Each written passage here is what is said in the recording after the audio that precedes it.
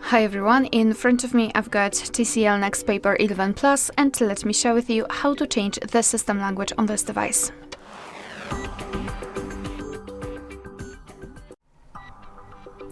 So let's begin with opening the settings, and here in this left section we have to scroll down to find the system, so at the very bottom. So now here we have to localize the option languages. Let's tap on it and tap on system languages at the top. Now we have to tap on add a language, and here we've been transferred to the full list of available languages from which we can choose. So basically all you have to do is to find your language and then tap on it to apply it. So let me pick Turkish.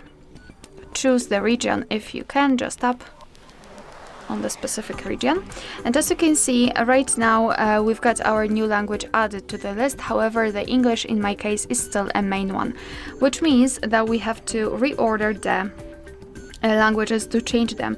However, we do not have really an icon which will allow us to reorder the languages, so I believe we have to simply tap on the specific language we would like to apply, and it will be immediately set, and from now on everything is in the chosen language.